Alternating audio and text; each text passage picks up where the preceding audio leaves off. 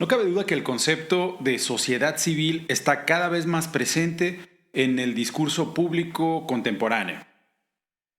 Se recurre a este desde distintos frentes y es tan amplio que puede decirse que dentro de este término caben una multitud de interpretaciones. Esto le otorga una especie de aura de ambigüedad que vale la pena clarificar poco a poco. Por eso, en esta ocasión, vamos a revisar algunas de las características que dotan de contenido al concepto de sociedad civil. Así que, como casi todos los días, hablemos de ciencias sociales.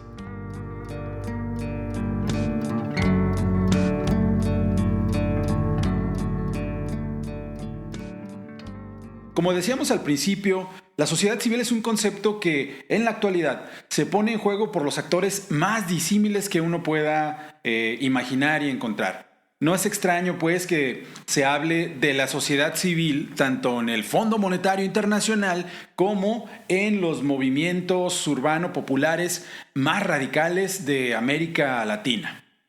No obstante, a pesar de esta evidente polivalencia, la sociedad civil puede ser vista, por lo menos, como la arena en la que convergen las luchas sociales, en la que se definen los desafíos colectivos que suelen ser de interés público. Esa sería la definición mínima básica. Más adelante veremos esta idea que ahora aparece como muy general con cierto detalle. Pero antes de continuar, vale la pena revisar algunos antecedentes que me parecen importantes. Seguramente saben que el concepto de sociedad civil hunde sus raíces en la Europa de los siglos XV y XVI, más o menos. Por ejemplo, durante el Renacimiento, la sociedad civil se pensaba como el extremo opuesto al de la sociedad natural, la cual estaba en una situación de barbarie y por lo tanto la convivencia social estaba regida por la ley del más fuerte.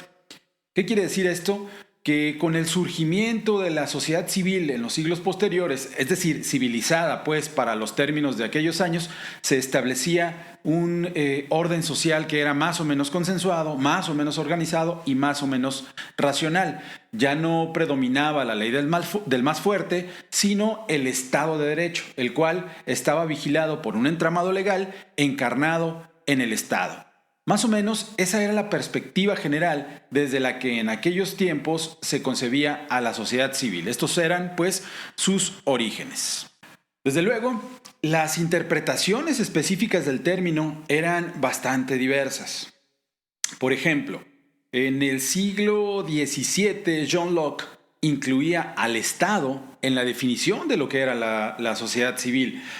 Más adelante, en el siglo XVIII, Adam Smith, quien pensaba que la sociedad civil era todo aquello que era socialmente construido, incluiría en su definición no solo al Estado, sino también al mercado. En cambio, por aquellos mismos años, Hegel definía a la sociedad civil como un espacio social intermedio situado entre la familia y el Estado, y como era de esperarse, Marx por su parte también en aquella época concebía a la sociedad civil como un conjunto de relaciones sociales en el que las relaciones económicas o la dimensión económica de las relaciones sociales condicionaba a todas las demás relaciones. Y más o menos en esos términos se discutió la idea de la sociedad civil hasta bien entrado el siglo XX, en el que su presencia poco a poco se fue atenuando hasta llegar a la década de los 80, en donde prácticamente desapareció de la discusión pública por algunos años. Una década después, tuvo un resurgimiento importante que prevalece hasta la fecha. Así que han llegado hasta nosotras y nosotros ideas acerca de la sociedad civil que aluden, por ejemplo, a procesos autoorganizativos, autónomos, independientes del Estado, que tienen como objetivo tanto la producción de una esfera pública, como ya decíamos, autónoma, como el de servir de contrapeso al poder ejercido por un Estado muchas veces autoritario. De igual forma, hoy la sociedad civil también se le conoce como el tercer sector y suele constituir un espacio habitado por digamos, organismos sin fines de lucro, por organismos no gubernamentales, por asociaciones comunitarias, profesionales, incluso religiosas, entre muchas otras. Pero quizá los actores más visibles de este espacio, del espacio de la sociedad civil, sean los movimientos sociales, a los cuales les dedicaremos un episodio posterior en particular. De cualquier manera, podemos decir que la sociedad civil es todo menos homogénea y las fronteras entre este espacio, el espacio del mercado y el relacionado con el Estado son bastante porosas.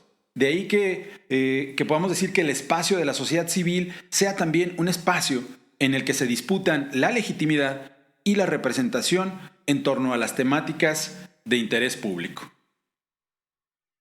Debido precisamente a esta heterogeneidad, la sociedad civil puede ser un componente fundamental para darle voz a aquellos sujetos que usualmente son obliterados o marginados y cuyas demandas se silencian por los sectores casi siempre dominantes. En este sentido, en tanto vía para el ejercicio del poder político, la sociedad civil puede incentivar la participación de las comunidades y de otros actores en las decisiones gubernamentales que les afectan y les competen.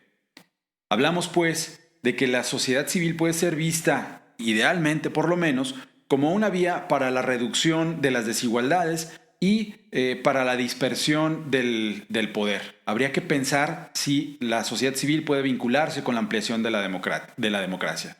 Por lo menos podemos decir que es un espacio propicio para el agenciamiento.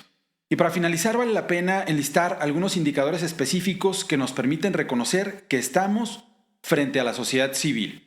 Primero, la existencia de un proceso organizativo, es decir, que las participantes y los participantes se ponen de acuerdo para estar juntos. Pero, ¿para qué se ponen de acuerdo?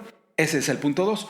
Los actores se ponen de acuerdo para hacerle frente a una situación que se considera como conflictiva. Esto nos lleva al punto número 3, es decir, a la presencia de objetivos comunes y compartidos. Estos objetivos usualmente son acordados por los participantes de manera deliberativa, pero no solo eso. La gente se organiza frente a un conflicto y comparte ideales, pero ¿qué es lo que hace? Exacto, diseña y pone en marcha estrategias encaminadas a cumplir con sus objetivos. Y finalmente, todo esto trae consigo tanto un sentido de pertenencia como una distinción entre un ellos y un nosotros. Esto quiere decir que la participación en el plano de la sociedad civil le dice algo a la gente que se organiza, la interpela. Y por supuesto, me refiero a un plano que trasciende a la racionalidad asociada con el cumplimiento de un objetivo. Cuando digo que participar le dice algo a quien participa, me refiero al plano socioafectivo. Es en ese plano en el que se sitúa la interpelación. Y por último, está el tema de la permanencia en el tiempo. Para que podamos hablar de sociedad civil, se requiere de un mínimo de cohesión que trascienda lo efímero que puede llegar a ser, por ejemplo, un flash mob o algún otro tipo de manifestación colectiva pública. En fin, como hemos podido ver aquí, la noción de sociedad civil está en constante transformación. Esto es así tanto por el surgimiento, digámoslo así, de nuevas formas organizativas, como por la incorporación de la variable tecnodigital a la producción de la vida social.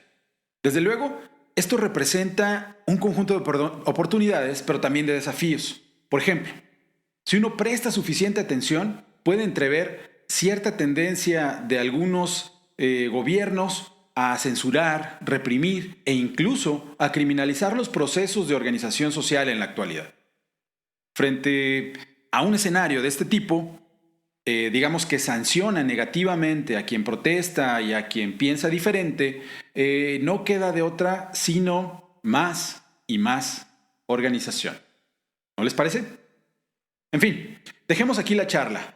Ya saben, cualquier duda, cualquier comentario pueden dejarlo aquí mismo en la sección dedicada a ese punto, o pueden mandarla a mi correo o dirigirla directamente a mi cuenta de Twitter. Si no hay más, pues nos vemos en el futuro.